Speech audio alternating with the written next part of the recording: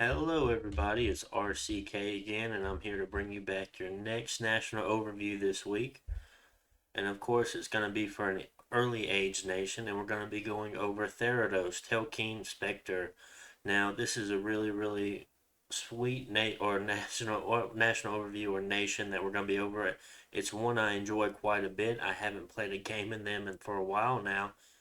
I've only played maybe a total of 4 games as Therodos. I really enjoyed every one of them. And on 2 of those occasions, I came very close to actually winning, but I was just right there at the finish line and I couldn't make it, of course. There can only be one winner in every game. But either way, I still had a lot of fun, and I plan to at least come back to these guys and at least be able to pull off one win with them eventually. Um, there's a whole lot about this nation. A lot of people, especially new players, they'll see this nation, they think it's pretty cool. It has ghosts and things like that. But it's a really difficult nation to fully get a grasp on and understand. Now, I will be trying to teach you a little bit about this nation and a lot of things you may or may not know. So let's go ahead and start off at a national feature. So you're going to have ghosts, humans, Korettis, something like that. But a really interesting thing about them, ghosts don't need supplies, of course. Ghosts don't need to eat. Ghosts don't need socks. Ghosts don't need anything like that. And they can also go into sea very well because that's where they're going to be starting at now. Therodos is the only underwater nation that I actually enjoy playing. I do not really like playing any underwater nations in this game.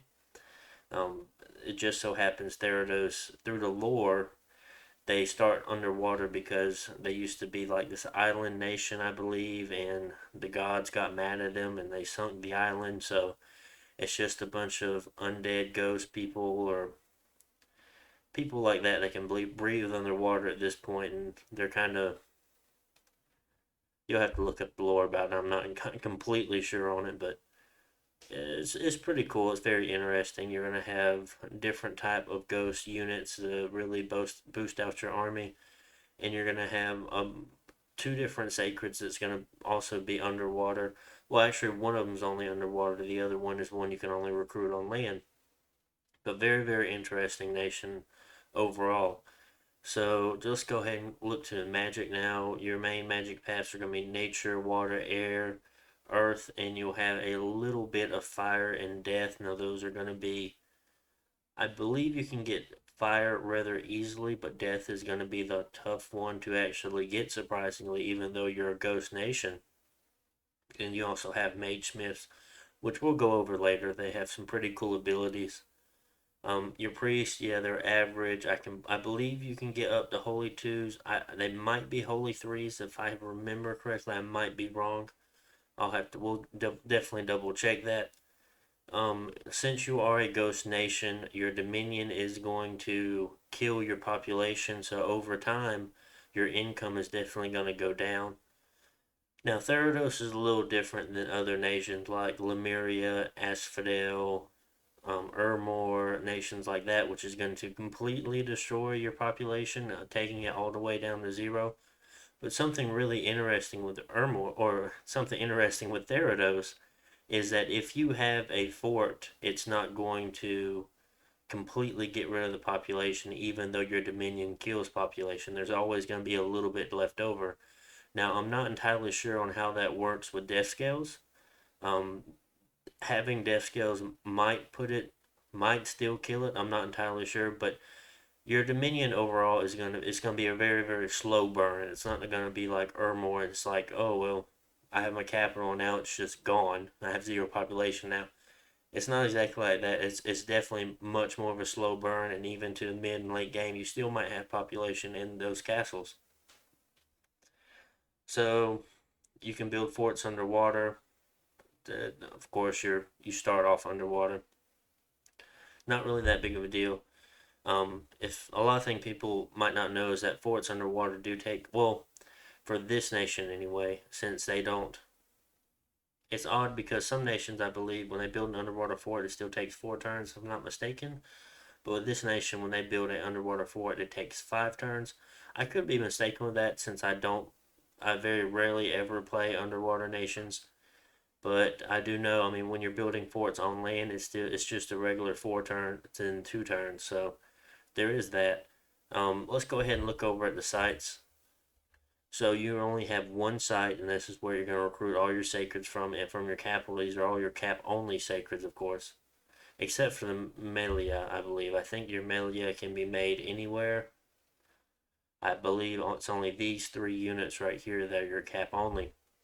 So your capital site is going to give you 3 earth gems, 1 air gem, 1 water gem, and 1 death gem. It's going to be really, really nice. You're definitely going to be very earth heavy nation. I mean, yes, you're definitely going to want air. You're going to want water for various things, and you're also going to want death. But it's more or less you're going to be making a lot of items. Therodos is known for you're going to be able to very easily thug things and make super combatants later on in the game. So yes, you're definitely going to want a high earth income, and even possibly into the late game you could be an earth power holding Earthblood Deepwell. You really have no reason to have riches from below. I believe that's what the spell is called. But since your income and stuff is so low, you really won't need it. But Earthblood Deepwell is a very, very nice enchantment to put up that will give you 20 earth gems a turn. Also, on top of that, you can probably easily go to Internal Power, which gives you 20 fire gems a turn. I will go over 3 separate gods I've made for this. All of them, you will have different options on what you can do with them. And I'll definitely go over that. So let's go ahead and start looking at the units here. So starting off, we have the Koretti, and now this is going to be your sacred cap only unit. Now, of course, being a undead nation, your cap is only going to last but so long, and you're only going to be able to make a limited number of these troops. And honestly, they're not really my favorite. I know it's tough to say. Yes, they're poor amphibians, so they take when they have underwater fights, they kind of suck. So these troops right here, they're not necessarily something you want to use underwater since they are poor amphibians. You have to also keep in mind that they're magical beings, so moving them around, you have to make sure you know what you're moving them around with.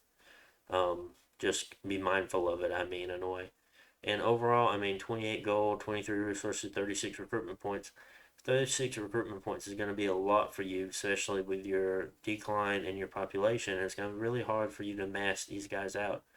Um, yeah, they have pretty decent stats, but overall, I don't feel like you should be making these guys in a way. I feel like you have money, especially in our early game, that should be going to other places, which will be a lot more beneficial for you in the late game. And I just don't think these troops are going to be it. Now, you do have other sacreds, of course, but I feel like your cap only troop is just not the one you should be making. So let's go ahead and head over to the other line of troops here. Yes, there are actually going to be ghosts. Now, in this lineup, there aren't ghosts since you can't recruit ghosts. Ghosts are going to be free spawn, and the free spawn is going to be determined by how much Dominion strength you have. So you're definitely going to be wanting to build some temples here and there if you can, of course. You're going to want to be pushing your Dominion strength, and you're going to want to be increasing it as much as you can. Now, different builds of mine will have different Dominion strengths, of course. But you have to definitely keep that in mind that every 5 temples is going to increase your overall Dominion. And a lot of things people don't know is that just because, say, you have a Dominion of 6, okay? So you have a temple and you have a priest level 3. You're able to preach in that temple and boost it over that level 6 Dominion of yours, even though you cap out a level 6. So you'll be able to push it even higher, which is very, very interesting. Or say you had, actually, I don't remember how much a holy level 3 would be able to boost it up. But regardless, it is something interesting to keep in mind. So here we have a Therodosian archer, just a cheap early age short bow, really nothing to talk about. Honestly, I wouldn't recommend making too many of these troops, especially the ones that you make on your coastal provinces. They really aren't that. So here you have a Peltist, very, very average Peltist. Just not really much to write home about. Your ghost units are going to be much better than these guys. I guess you can use these guys as siege defense if you wanted to, but like I said, you're going to be very, very gold strapped, you're limited in a way, and you're going to have better things to definitely spend your money on. So in here we have your hoplite is going to be one of the it's the second to last recruitments. But like I said before, this is nothing I would really take into consideration. If you made any sacreds, it's going to be these guys. The Korribents, now, they're relatively cheap. They're two-thirds the cost of the cap-only ones. They cost a lot less recruitment points. The resources really don't matter because of the mages you'll have in the castles that you recruit these guys from, and we'll go over that in a little bit. These troops have bad formation fighter since they're dancers and they have some kind of lore to them. I mean, they really can't stay in formation if they're dancing around, of course. So that means they're unable to fight in tight formations and it can fit less units into one square. So since they're size 2, I think bad formation fighter essentially makes them size 4. So say you have a hoplite being size 2 and you have a Korribent being size 4, of course they can fit into a square because that would be a total of 6. They do have a slash in pierce attack, or that's the damage that their one attack deal. So they're not going to have very many attacks per square, and you have to keep that in mind for sure when you're using these guys. You're going to want to use them in cohesion with other units so they can definitely fill the lines up. Other than that, it really depends on what bless you take. I have set up blesses that are more dependent on thugs and super combatants, and I have blesses set for more of your sacreds. They have decent protection being 14. I mean, you have to remember that this is the early age. There's not going to be much protection at all. So normally enough, unless someone is kitted out or you're fighting Abysia maybe or heavy infantry as such, you're going to be able to get through almost most things. I mean, this can probably get through, 20 protection. A little above average magical resistance, which is nice. A defense skill 14, which is also nice. You're kind of getting into the cavalry range here. Little attack skill really isn't much to talk about. It's kind of average, and strength is average, of course, but it's all right. 12 morale is pretty decent. You don't have to worry about them breaking as much. So let's go ahead and head over to the mages, which I feel is the main part of your nation. I'm going to go ahead and take a sip of water as well.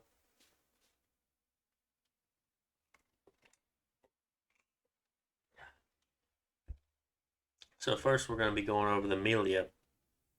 This is going to be 160 gold, 21 resource, 2 recruitment point unit. I feel like you're going to be spending a lot of time moving these troops around with a leadership of 80 for normal troops, a magical leadership of 45. Now, the undead leadership is actually 40. I have a bless on this current world that I've using at the moment to increase it. So I believe the initial undead leadership without the bless active is 40. So on top of this, they're all going to be nature ones. That's going to put you into some decent magic. Thug magic in a way. You have a couple of things you can definitely do. Especially, I mean, you'll be holy ones, so you can bless yourselves as well. I mean, you can cast things like bark skin, a handful of things. You can cast like swarm, stuff like that. And it's really these magic paths that are really going to increase your ability to thug. Now, every one of these are going to be great air. You're going to be able to cast things like mist form, stuff like that, with the air gem, on top of being able to cast swarm or protection or things. Water, you'll be able to do things like moss body, quicken self. There's a handful of other things you can do. And of course, everyone knows Earth is a great thug path to have, being iron skin, temper flesh, stuff like that. So really good thug paths. You definitely don't want to be running these guys in the armies by themselves. I feel like I would more than likely use two of these guys, put them in the same square, make sure that the spells they cast go off at the same time, and when they go move to attack, they move at the same time, so they stay in the same square. I would technically you can do three in one, but I feel like that is just way too much to be using. The reason why I say use two, put them in the same square, is because it's really going to help out their defense skill because it's just going to be able if they do get surrounded or harassed, they're not going to be harassed as much since there's two of them instead of one. And they do have a relatively very high defense skill and very nice attack skill, and they have a very high magical resistance. So this is a pretty decent unit. Yes, I wish they had more hit points, and yes, I wish they had more protection, but that can always be fixed by including items in these slots here. And like I said before, Therodos is a nation known for making really cheap items, just like Ohm. So it's gonna be really nice. You are a poor amphibian, so you are going to prefer to take the fight to land compared to fighting in the water. This troop has awe, so awe is an ability or a tag a unit may have that will have a morale. That's not the word I'm looking for. It's going to have a check against morale. I think it's morale 12, I believe. They're going to roll against that. I don't know how much all three, how that makes a difference in it. I know it will make a difference somehow. I'm going to have to look that up. But it's going to take. So if you're fighting undead, awe is never going to proc, of course. But if you're fighting average units, it's always going to proc because more than likely either of those units are going to have around morale 12 or less than morale 12. So, and like it says here, a unit with high morale, undead are going to naturally have 50 morale. This is why I say this, is likely going to ignore the awe effect. So, very interesting ability, and I forgot they had all three, honestly. Recuperation is also a great thing to have on thugs because any afflictions they may get, you're not going to have to worry about it. Um, they are magic beings. You have to keep that in mind. People can definitely make weapons that are good against magic beings, like things like moon blades and stuff like that. That will deal triple damage to a magical being. Um, they have a supply bonus, not too big of a deal, but might come in handy whenever you have your on land sacreds. They're inspirational, so you're going to be able to get a bonus from the morale. You're going to be able to get a morale bonus to the troops that they lead. And on top of this, every one of these troops are going to reduce 2 unrest every turn that they're currently province they're currently in. So really nice unit, and I'll show you why this is kind of a big deal when we go into one of our later mages. I believe overall this is about all I have to say about them. Now 64 upkeep per year. Um, Not the cheapest, 160 gold, only for 9 research. It's tough to say, but you're going to want as many mages as you can get, so I can see you spending a lot of time either making these guys because you're going to want a lot of thugs and using them for research, definitely, but there are more cost-effective researchers that you have, and they're going to also be units you're going to want to make a lot of. The Melias, I mean, they're not only thugs. Don't think of them just as a thug. They have a very versatile role in your armies. Throwing 5 or 6 kitted up Melias into a army is essentially going to greatly boost your capabilities of fighting any other army at the time. So just keep that in mind, especially if they try to use thugs in their armies or try to point buff their armies in a way. I mean, great swords of sharpness are going to rip through just about anything, and you can make them relatively cheaply. So even if your thug dies, you're not going to have to really worry about it because at the end of the day, you really didn't lose that much, other than a mage turn making the item essentially. So next, we're gonna go over the Decatural. I don't know how to say these. Daktyl. Very interesting. This is gonna be your dwarf race part of the nation. So Also, other than this, I can see how it makes sense for nations like Vanheim, but I'm not entirely, because Vanheim, of course, is like Norse mythology. They have dwarves, but as far as this nation go, I'm not too familiar with their backstory. So they might as well have dwarves. I mean, if they have it on the game, they probably do. That's something I'll definitely have to look up. It's very very interesting. Now, as far as these guys go, they're going to be your more expensive mages. They have a little tag we've seen here before. It's going to be Master Smith. So every one of these paths. So say you have a air one, water one. So you're going to be able to forge an air 2 item since he has Master Smith 1. Or you're going to be able to forge an earth 3 item since he has Master Smith 1. So these are going to be very, very nice on getting high path items that you need. On top of this, they're not cheap. 96 gold a year. You're definitely going to want to make them. This is going to be your only way to get death access, and you're going to want some. Usually enough, whenever I'm making these guys, yes, I'm going to make a handful, and I definitely want to make sure that I get the first death random, of course, and then I'll try to start saving my money for other things. You also get fire random on these guys. I forgot about that. Not as big of a deal. These guys are also sacred. You can definitely use.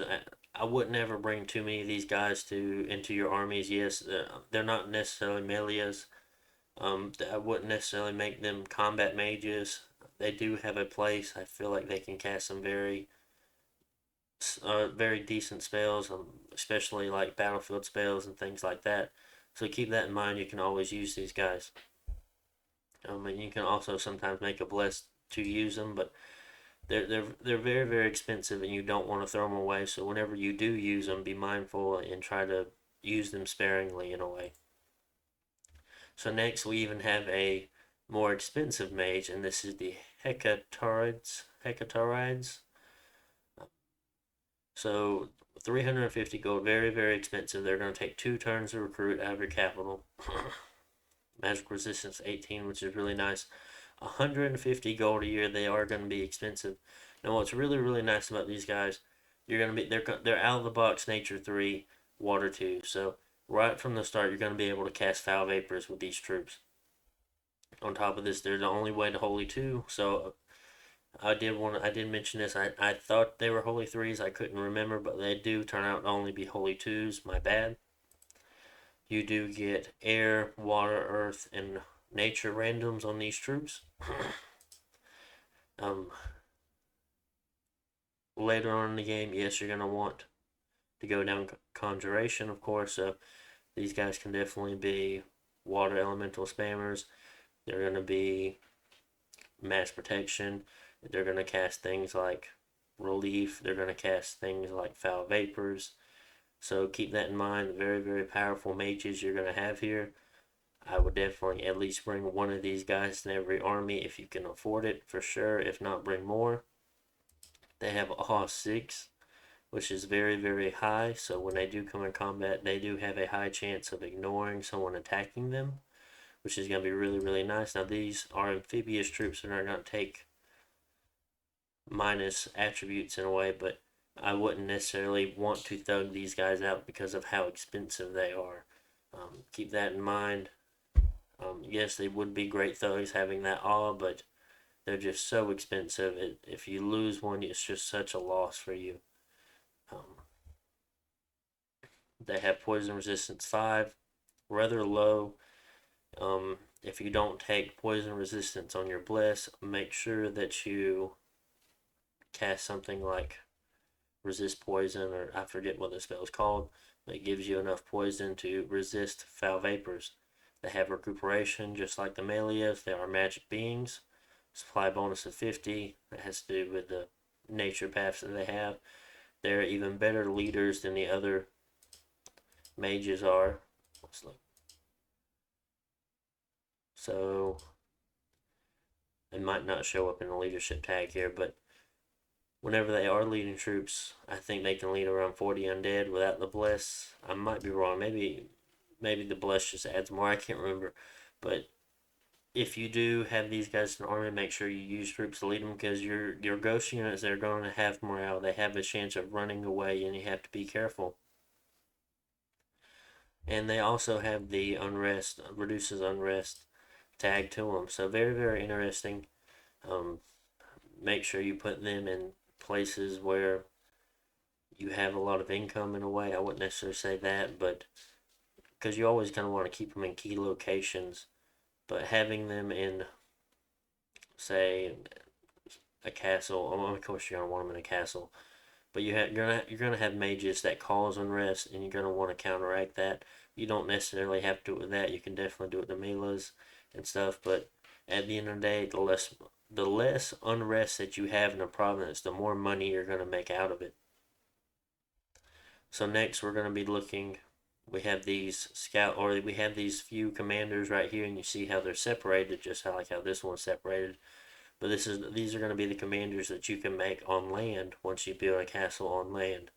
Now first you have a scout unit just like every other nation, 55 stealth, average, has a short bow. So you don't have to really worry about getting a scout province. You can just make a coastal castle. Yeah, because at the bottom you can see it says it can only be recruited in coastal forts. So keep that in mind. Therodian commander. Now this is going to be your commander that will lead your troops on land. They can only be made in coastal castles as well. Yep, coastal forts. And this is going to be a really, really nice mage here for you. The Caballeros, I believe that's the way you say them. Excuse me, I'm not too good at saying these names. 125 gold. They're going to be 50 gold a year, so they're already cheaper than every other mage you have at 9 research. And if you remember, the Melias are also at 9 research, so if you take Magic 3, they're going to be at 12 research for 125 gold. So as far as most cost-effective mages go, these are going to be it. Now, these units do cause unrest every turn. You're going to have to keep that in mind. You're going to have to keep Melias in the same province to keep the unrest down. I think it's like a ratio of every 2 of these guys you need 1 Melia, but at the same time you really don't have to worry about how much unrest they cause in that single province, because as long as it's below 100 unrest, you're still going to be able to make these commanders. And even if you trash one province, it's okay as long as you have a lot of these guys researching, being your research powerhouse.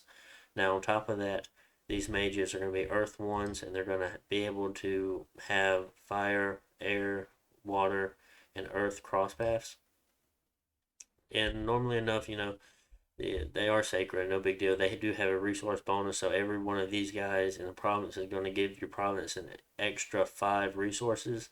That's why I said earlier it doesn't matter how much resources the sacred coastal unit costs, since you'll have a lot of these guys in any castle that you're recruiting them from, of course. But these units do have a forge bonus, just like Ulm units do. So what you can do with this is you'll be able to make a dwarven hammer, which will decrease or further decrease the amount of gems an item would cost you by 2, and then put the hammer on these units here, and which already have a forge bonus, that would give them a total forge bonus of 3. So any unit or any item, say you have a 5 cost item like a great sword of softness, or let's say you have black steel plate, let's say that. So every one of those black steel plates are going to cost you 5 earth gems. Now if one of these units with a dwarven hammer forges a black steel plate, it's going to only cost you 2 earth gems instead of 5. So you're going to be able to trade items, you're going to be able to take requests, you're going to be able to cheaply kit out thugs, you're going to be able to cheaply make research items. If you remember here, fire and air, and in a way I can think of some good things for water as well. But what's really going to be nice about this is you're going to make alquils for 2 gems apiece, and you're going to be able to make lightless laners for 2 gems apiece, which is going to be really, really nice, and it's going to greatly increase the amount of research you have per turn. So keep that in mind. You're going to definitely want a early coastal fort to make these guys. And overall, I think they're your best researchers. Yes, of course, any other units you have, once you put a Alquill and a lantern on it, is going to be an absolute amazing researcher. I believe that's what, plus 20 research points a turn or more than that. I can't remember exactly. So you have a lightless lantern, and you have, I can't remember if it's 14 or 12. It might be 14, so it might be something around the lines of 22 extra research points. So you're already looking at these guys having 31 research, and then being in Magic 3, going up 34 research. I mean, that's going to be pretty awesome for you. I can't remember if it's 12 or 14. I'm not off the top of my head anyway, but I do know it's over 10 for sure. So that's going to make everything very, very nice researchers. Um, and we'll talk about this more when we go over the research, but since we've already finished talking about the units, I'm going to head over to the battle screen, I suppose you call it that, or the map, I guess. And we'll just see how expansion went for us. So right now we are on turn 12, as you can tell at the bottom of the screen. So our expansion was 1, 2, 3, 4. Wait, 1, 2, 3, 4, 5, 6, 7, 8, 9, 10, 11, 12, 13, 14, 15. And we have 2 more water provinces that we saved. They're kind of rather large ones, so I decided to go around them. In any multiplayer game, I highly doubt that, as such as this one, there's only one underwater nation, or you might be split. Normally enough, you can save the really strong water provinces to attack for later. And I wanted to prove by showing this that you can easily get on land. Ghosts are very, very efficient at attacking indies in a way. I was searching for a word I just couldn't find there. So overall, I mean, you've already taken 1, 2, 3, 4, 5, 6, 7, 8. I don't guarantee that people will let you keep all of these. I'm sure you can probably keep these beside your cat, maybe these two. I doubt any of these. Normally there's someone on this little bridge right here, but normally enough they'll give away these really, really crappy land spots that you can usually build something on. So you're gonna have to do some diplo. I'm sure people are gonna start raiding you and taking these lands away from you. At the end of the day, I mean, it's what you can barter from people. So turn 12, we're at 109 research. I still have a few more units that we'll have to go over. So here's your E4s. We're gonna have our. I'll just go ahead and look at it. Is it Conjuration? Yes. So at the start of the game, you're gonna have 2 national spells, and you're gonna be able to cast them right off the get-go. Each one of them are gonna be Death 1 spells. That's why I said you really want to random at least 1 Death Mage in the beginning. So the first one is going to be Call Ether for 7 Death Gems, and the other one is going to be called Spectral Philosopher for 11. Now, I feel like both of these units do have a place. It's up to you on how many you want of each one. So this is going to be the E4. This is going to be how you're going to be able to reanimate your troops. I believe if you make priests on land, you'll be able to as well. You can use at that point they'll have the reanimator tag to them. But now, even though these guys are holy, I don't think they can reanimate troops, as you can see here. But of course, these guys have called Spectre. I went ahead and prophetized my first E4 that I got. You get 1 in your capital at the start of the game. And all I had him doing is just call Spectres, just to really make enough troops to start expanding with early on. I haven't made any of these troops at all. I just used the free spawn I've had from first at the beginning. I have already random a death, and I did cast a philosopher. just to have one for when we went and looked. So technically think of me having 12 more Death Gems right now. And this is what a Philosopher is. Now this unit has a really, really cool tag, being Philosopher. Well, yeah, Philosopher. So this unit has improved research ability and lands with Sloth, and worsened research ability and lands for productivity. So that makes it so you really want to take Sloth on your scales, of course. And what is, I think, yeah, Philosopher 2. So that means for every Sloth scale that you have, it's going to give him +2 research. So say I took Sloth 3, of course, that's going to give him +6 research. So very, very interesting. So on top of having, I do believe the magic scales do stack with this.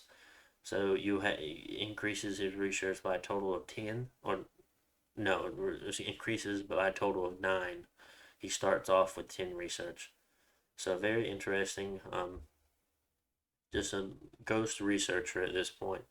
And then, I mean, after this, we're going to be wanting to put things on him like alk wheels. We're going to be able to put things like lightless lanterns, and he's just going to be a research powerhouse. But I do believe you have to keep in mind, you're going to definitely want Holy Ones. You're going to want them to go around and call Spectres. You want them to really boost up your armies. You want them going around making temples, which of course you can use the Melius to make temples too. But I feel like early on in the game, I would rather have Amelia home researching than off making temples, but that's just me. So yes, these are all the gems we've made so far on turn 12. 24 fire, 24 air, 32 water, which I actually make more with the god. I think altogether, I think it's 43 or 44 with the god, 62 earth, 15 astral. If I wouldn't have cast the Philosopher, I would have 32 death and 18 nature. And this is the amount of gem income that I have. So we're going to count that as 10. We're going to count those to 20, 21, 25 on turn 12. A total of 25 gems. So we have our site here that had from 6. So we went from 6 to 25 in 12 turns. So really, really nice. I've only searched these 4 provinces. Took a very, very large rainbow path on my god, and I did have him on a wake. So very interesting, very nice. So he'll be searching this next turn. I would definitely recommend having him search every water province that you have and every land province that you're able to hold on to, but be mindful he is going to be very weak if you decide to go with this build. I do end up putting 12 PD in every province just to lower the amount of unrest I have. I know that my Dominion is definitely killing the population, but it doesn't mean I shouldn't use the money to stop events from happening or having bad events from happening. I do take luck 3, so that does stop a lot of things from happening. Overall, I don't mind taking or pushing things up to defense 10. I just wanted to get rid of some of the unrest since it was getting kind of high. I think it was at like 4 and 5, but at the end of the day, that does actually matter on how much income you get from a province. In which case, I think since your pop kill is low enough that you'll be able to benefit from lowering the unrest over not lowering it, of course. Maybe I'll make a video on how unrest works and how much it can actually affect your provinces. I'm not sure how many people know about it. But it does make a big deal. We are also making a rock walls here. We're building a castle underwater here, and we're building a castle on land here. And we did take these few places. Just searching, just having them wait because we wanted to take this province first. I guess I was kind of playing this like a real game, not so much. I don't know. I wanted to wait here so we can move and take this and then have these units here link up together with these units and both attack this province, since sea trolls are going to have a lot of regen. So very, very interesting. lots of fun. You won't always have, or it might take a lot longer to get this death random, so keep that in mind. This right here is actually a hero that we got.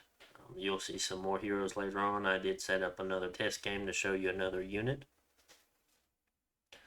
So I just wanted to show it off, and I'm not going to talk about it too much, but it's basically the recruitable units you have, a little bit better for and surprisingly enough, it's only a priest level 1, where the ones you recruit are priest level 2s. So that's pretty interesting. I'm not going to go over the bless right now. I'll go over it later when we're looking over pretenders. So you see the Hydromancer actually makes a gem per turn, so that's why I said I actually have more water gems than shows up here. We'll just have to get them off of them whenever we can. But overall, I think it was a very decent turn 12 expansion. Yes, we ended up with 15, but at the end of the day, since we cut off these two from anything else, and I don't see anyone coming into water, or if you were playing this game, no one would be coming into water. They might have been able to cut us off of a couple of these, but these two right here are definitely ours. So over the next few turns, we'll definitely have either 17 or maybe 18 provinces. Well, of course 18, because we're going to take that one at one point anyway, but maybe 19 if we take any of these. So really, really nice. I think overall this was a decent expansion, and as I try to think about things, I like this nation because later on in the game you're definitely going to move into a gem economy. You're going to want a very, very high gem economy, and I like to start that very early on. As you can tell, this here is one, two, three, 4, 5. So this is a 5 gem site, or 5 gem province. That's just 2 gem province. 3. That's a 4 gem province. And that's a 2 gem province. But we've only site searched 4 provinces so far, so we still have a lot to go. It's going to take us a good bit. Next, I'm going to go over the different research goals that you might have. So first, we're going to, well, it really depends on what you want to focus on in the beginning. If you're trying to focus on taking someone out early on, or if you're trying to turtle up and push yourself into the late game, both of these strategies definitely work. Be mindful of who's beside you, because there's a lot of early age nations that can easily go underwater, a lot more than others, of course. So you might want to be prepared just in case. I feel like picking Conjuration 6 as your first research goal is a very, very strong pick. You're going to be able to make really, really great thug equipment, which is going to really increase your combat capabilities and fighting armies or fighting wars, of course. On top of this, you're also going to greatly increase the amount of research you have by going after Conjuration 6 and hitting Lightless Lanterns along with the Alquils and Conjuration 2. So that's really, really going to give you a boost to really hit some late game goals, late game research, and really increase you, well, or really push you into mid game, because the mid game is really about less about armies and more about research and more about magic. But overall, I feel that your ghost units, actually, I haven't gone over those ghost units yet. I will take a look right after this, I promise. Those ghost units do quite well into the mid and late game, because they are ghosts, they're ethereal units, they have magical weapons. But they will get hosed by troops that have magical weapons themselves. At that point, the ethereal doesn't matter anymore. So make sure you keep that in mind when you're picking your targets. And at times, you're going to lose a lot of ghosts. And at the end of the day, yeah, they're free spawn, but they're not soulless. These troops do matter. You don't want to lose too many. Of course, treat them like you would normal, regular units. I mean, you don't treat them like they're sacreds, but treat them like they are a regular standing army that you spent money for. I'm not saying that you did spend money for them, but you won't be able to get as many as these guys as you might think, in a way. Let's put it like that. I mean, yes, you're going to have very, very large stacks. You're going to make a lot of ghost, but it's going to take time to replenish those forces if you take heavy losses into the first war or second war, of course. So, why I say you might consider, if you're considering an early war, this can be your first research target as well, is hitting enchantment 5, which will push you to foul vapors. So this is really, really going to hurt nations early on in the game. I feel like they're not going to be, most nations won't easily be able to kill ghosts fast, so that's going to push the games long, which will usually enough make it so the longer this veil is active, the stronger it's going to get, or the more effects it's going to have on the opposing army, and it's not going to hurt your troops at all since your troops are ghosts. I feel like this is a great offensive spell for you. On top of that, another spell is Quagmire. I don't believe your ghosts have to really worry about it too much, but I did add that to part of my bless. So, say your sacred thugs and stuff in the armies or different things like that, so you can cast this spell and not worry about it at all. The ghosts won't worry about it. If you have a bunch of the recruited coastal sacreds, they won't have to worry about it. I did put, one of my blesses did have swamp survival to use this spell. I don't know. I enjoy using it. I think it's quite interesting. It doesn't take too much. Doesn't take too much at all for you to cast. So really nice. Other than that, you don't have any astral mages, so astral magic isn't something you'll be able to do. If you don't take poison resistance on your blessed, this is going to be a great spell for you because it's going to have an area effect of 15, and it's going to give all your troops poison resistance 10 in that area 15 that they cast it on. So once you do cast foul vapors, you cast poison ward, and you won't have to worry about it. Other than that, you have a handful of things that thugs might be able to cast. Personal region's good, but that's going to be for your late game thugs and super combatants, of course. Water shield might be something for your underwater thugs. So different things like that. So there's a strong argument either way for either going construction 6 or enchantment 5 for your first research goal. So really, really cool. Next, I want to talk about 2 more sets of magic schools that will be very, very handy for you. It's hard to say which one is better than the other, because yes, they both have their own parts to them, I guess. So, Conjuration 8, I know this is really, really far down, but of course in Conjuration 5 you hit some really, really nice things, being, where's that spell at? Summon Water Elemental, and you'll be able to make a lot of them, and they're very, very strong. But you'll have Summon Telkeen, so it'll require 5 water and 2 air. So normally enough, it's going to be something that your god is going to have to cast to begin with, and then after that, Telkeens can make their own.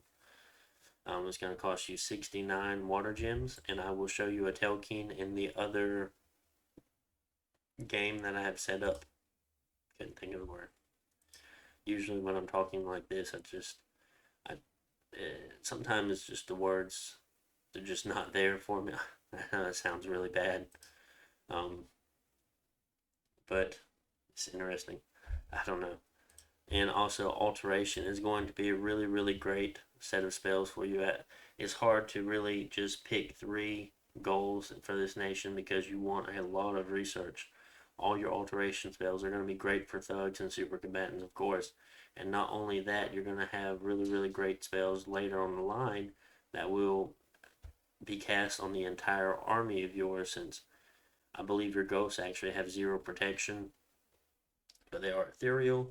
So if something has magic weapons, they're fighting something that has protection 0. So it's really just going to wreck them.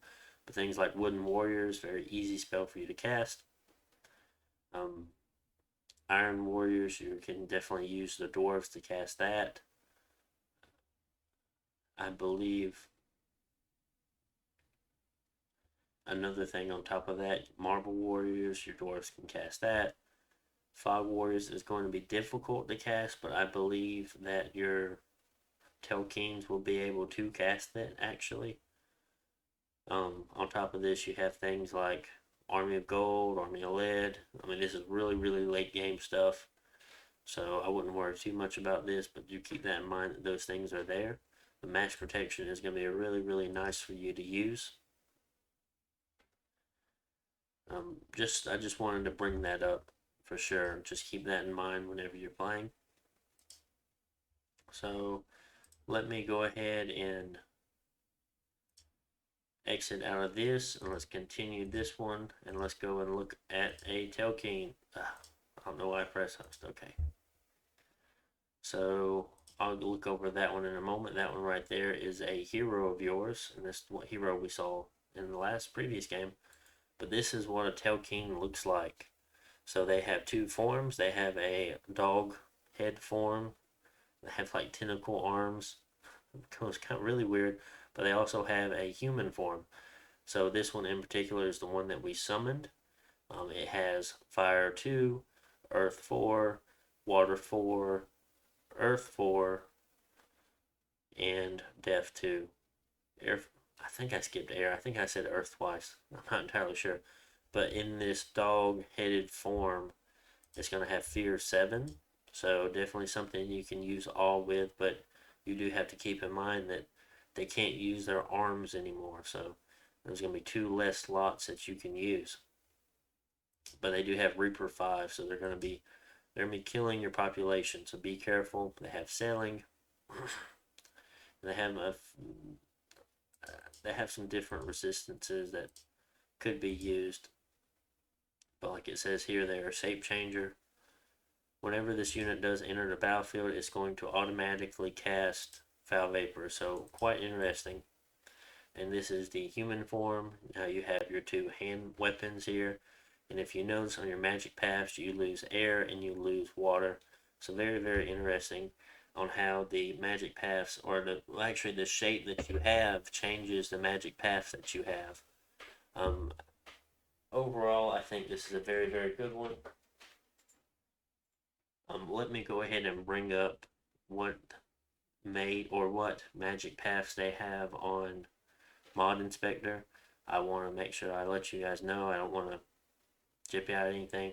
I know that it can have different things, but it's not something you can actually look up in a way on here. So let me look at that real fast, and I will let you know.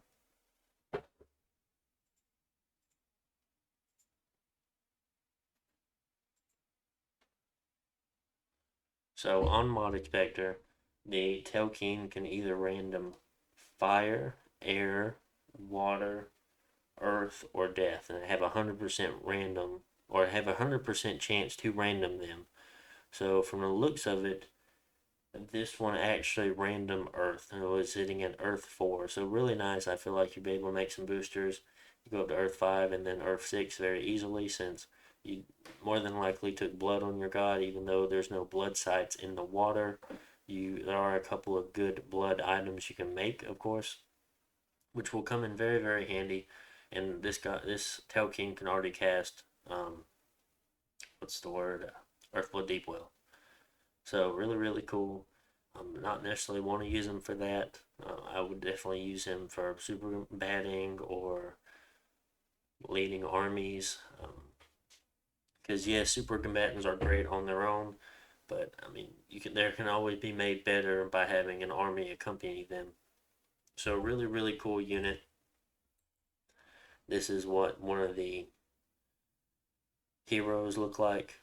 This one's going to have nature too, so really, really good nature spells. And this one can also bless itself. You really necessarily don't have to worry about the other one not being a priest, since you can do something. You can put an item on them that will give them their blessing, your blessing in a way. So really, really cool. Very interesting. This one gets nature too. So really, really nice. Very, very strong unit. So let's go ahead and look at different kinds of ghosts that you're able to get. So you're able to get 3 different kinds. The first one we're going to look at is going to be the Archer unit. You get a Spectral Archer from Therodos. So they're going to have a sword and a bow, and they're both going to be magical weapons. So really, really cool.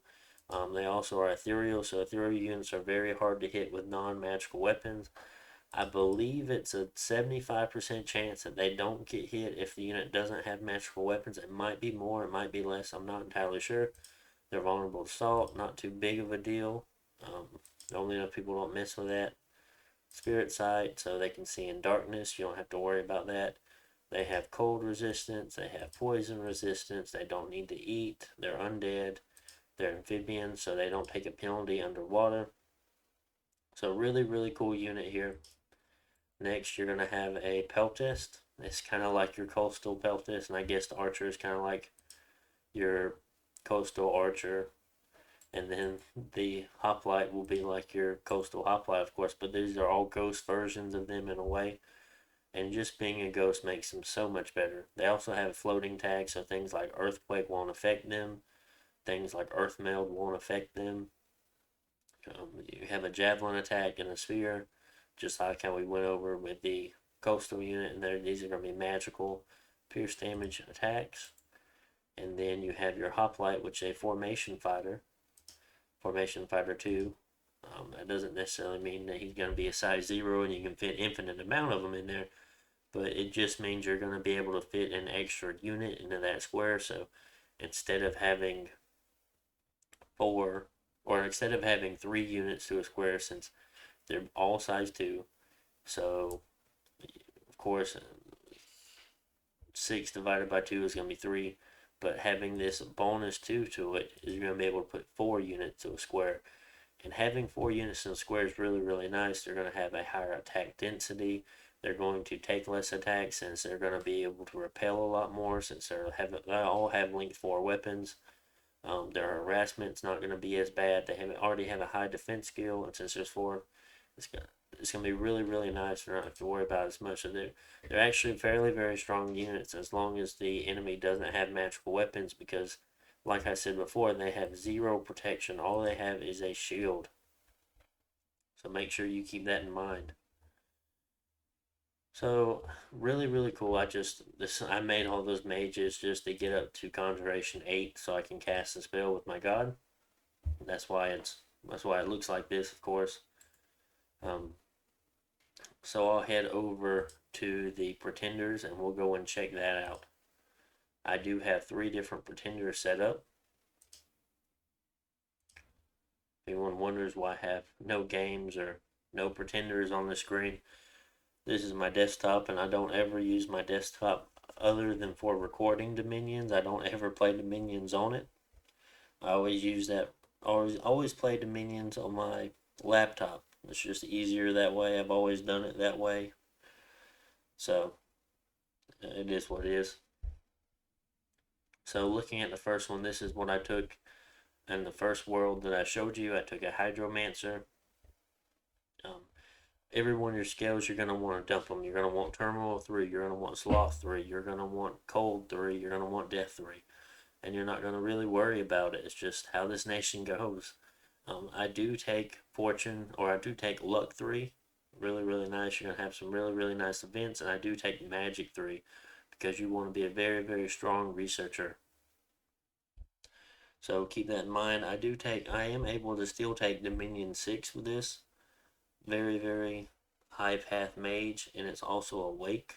You could definitely argue and go dormant, get you some higher path that you may want, or also increase the amount of dominion that you have. So keep that in mind. If you don't want an early sight searcher, definitely take it dormant. I would not recommend taking it as imprisoned though. So that is up to you. So for this bless, I went extremely, really strong resistance bless.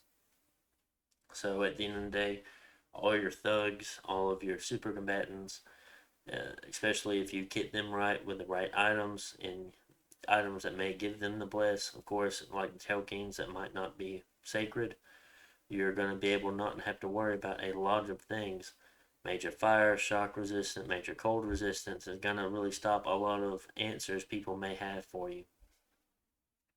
I know a lot of people argue and say, oh, don't take poison resistance because you have so many nature mages that can just cast poison or, you know, give your units poison resistance. But at the end of the day, I just like to be able to cast Blessing and not have to worry about it. It's one less thing they can do while casting another spell, but it's what you want to do, definitely. Either way, I'm going to take Nature 3 on my unit, so I threw in this Swamp Survival just to be able to cast things like Quagmire against the units. So interesting, something kind of odd. I haven't ever done it quite before, maybe one time. I mean, I would frequently use Quagmire always in battles. So definitely something you think about. Spirit Sight is a very, very good thing to pick up for your sacreds because you can really get bothered by, say, if someone casts darkness or you're fighting in a cave or you're fighting invisible units like Ubar's units and things as such. This is going to be really, really nice to have in your pocket. It's going to be a lot, even if you don't ever have to use it, it's a lot nicer to have it and not need it than to not have it and really need it. Let's put it like that. Um, magic weapons, I put magic weapons on for the coastal units that you have. If you decide to mass them up, you don't want to be hosed by some kind of super combatant that casts ethereal or body ethereal or something, or the what's the word, Ubar or things like that. I'm not saying that you have to worry about Ubar in every game because you definitely don't have to. But magic weapons is something I like to take. If someone starts casting a lot of fire elementals, magic weapons is going to be great. If someone's casting water elementals, someone's casting air elementals, magic weapons are going to be great. There's a lot of things where magic weapons comes in handy. I take Undead Command just so I can move undead around more efficiently. I don't feel like you really need to take as much. Say if you're playing Scaleria, yes, definitely take it if you're playing Scaleria. This nation, no, you don't have to use it as much, but I like to use it just because those commanders that I use, I like putting all the units in the. I I wouldn't want to bring more commanders than I have to just because I don't have the command for it. I want to always make sure I have enough command, and even if I wanted to send raiding parties out of 60 ghosts and one melee, I mean I could do it. Um, for the blood 3, I just put strength of flesh just to give the sacreds a little bit more strength. Since they were relatively weak, I think they had strength 11 or 12. And I did do strength of earth, so it does give them strength +4. I took major cold resistance so I could do some fatigue plays. And that's just kind of my idea around it, I guess. This can also be handy for your on-land sacreds if you cast foul vapors. Usually enough, poison resistance 10 is going to be enough for you not to have to worry. And whenever you have mass amounts of ghosts, they're going to definitely try to do things like I forget the name of the fire spell, but they're going to be casting like board wipes in a way. So keep that in mind. And normally enough, I like to make a couple of Tailkeens, and Hydromancer generates 1 gem a turn. So by the time you normally get 2 Tailkeens, I mean the Hydromancer could have already generated you 40 gems or however many for you to get there. So it almost pays for a Tailkeen itself. So fairly interesting. That's just one idea you can have. Now for this one, I did go with this one as an Awake Expander. I did take a Tailkeen. It does have 2 shapes still. It's just in its dog form at the top of the screen. This could definitely be used for expansion. I would recommend getting things like personal regen first, or like Iron Skin and stuff like that. But keep in mind, I think I had it up to Minion 6, and I wanted to put Undead command and have a death path on there so you can search for high death. Don't necessarily think you have to do that. I think you can build this a little bit more efficiently on your own. I definitely feel that, well, as you can tell, I took a lot of the resistance blesses on this as well. But I feel that you definitely have to have higher dominion than 4. But on the other side, you have to think, okay, 4 dominion, it's not going to spread as much. It's not going to kill your population as fast. So there is an upside to it. There is that. But I would definitely recommend spending the first few turns making or researching with this unit so you can get some key spells to then send him out in the early game. Because I mean, all you have to do is get to what, alteration 1 or 2 or 2 or 3 or enchantment 2. It might be alteration 2 and enchantment 2, or maybe it's alteration 3 to get iron skin. I think it's stone skins in 2, iron skins in 3, and then personal regen is in enchantment 2. And those are going to be basically the only spells you need. Maybe you might want to make him a weapon because in his wolf head form he only has bite. Definitely make him a weapon. Very, very cheap. You have a lot of earth gems, just make him an earth weapon, of course. And you don't even have to go to instruction 2. You can use like the little spear or something from construction 0. I think it's called a stinger, I believe. And that'll get the job done because he's going to go in, he's going to cast Foul Vapors, and he's going to sit there regenning with 20 plus protection while he's hitting them once per turn and not having to worry about it. And hopefully enough, they will run away in fear. So that's definitely an idea if you decide to want a expander early on. And last but not least, I did make an Immobile. So very, very interesting bless here. You have fire and shock resistance. It's going to be good for any thugs. It's going to be good for Superman, of course, like I've spoke before. But this is going to be a bless that is going to be a lot more focused on using mages and using your coastal recruitment sacreds.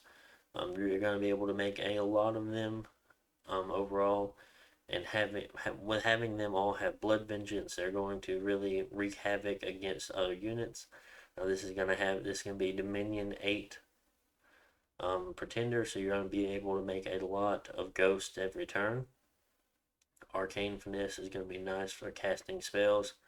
You're going to be very mage heavy. Farcaster, of course, you're going to be able to cast things double as far. This is going to be a dormant god, keep that in mind. So your two incarnate parts are not going to come online until he comes awake. So very, very interesting. I just wanted people to kind of get an idea of taking a Dominion 1 human Hydromancer or an awake expander or a dormant immobile god. So I hope you guys really, really enjoyed everything I had to show you today. Overall, Therodos is a really fun nation. I think everyone should at least try him out one time. Playing nations like this that are, what's the word? They play so much different than other nations would, or live nations or living nations, because just you're trying to juggle a whole lot of different things. Yes, you're gonna want to make a lot of castles and things like that. Don't forget to make castles in your provinces, either underwater or on land. You're definitely going to want at least 1 or 2 coastal provinces that have castles on them. If you decide to turtle up, don't forget about that. And then as the game goes on, of course, if you build castles in the water or on land, they're going to be producing you better free spawn. I believe you still get free. Well, you might actually not get free spawn if you don't have a castle built. So more castle equals more free spawn, and then higher dominion also equals more free spawn. So keep that in mind. I didn't come out with a Company of Heroes 2 episode this week. I did record some, but when I went back to listen to them, I actually didn't lower the audio on the game enough, so you really couldn't hear me much at all. Very, very unfortunate. I have been having a lot of fun with those guys every Sunday playing the game. I really appreciate everyone subscribing and liking and commenting on the channel. I think at this point I'm up to 44 or 45 subscribers, so that is awesome. You guys have no idea how happy I am whenever I see a notification on my phone saying I got another subscriber. It's so cool. I always enjoy commenting back to you guys. I believe my first video is almost hit a 200 views, so that is really, really awesome. So I don't think I'll be coming out with the video of my series next week. I don't think it'll be out yet. I am getting close to finishing. Maybe by next week I'll be done, or maybe in 2 weeks I'll be done, depending on how the game goes, of course. So I'm definitely looking forward to it. So other than that, next week we'll be going over middle age. Yes, next week we'll be going over a middle-aged nation. So be sure to join me back again here Friday. Maybe before then I might be able to post something else. I don't know. I play a lot of different games. I'm not sure if anyone on this channel would actually like them or not, but we will definitely see. So further ado, you guys have a great day. Make sure to like, comment, subscribe. See you guys next week. Bye.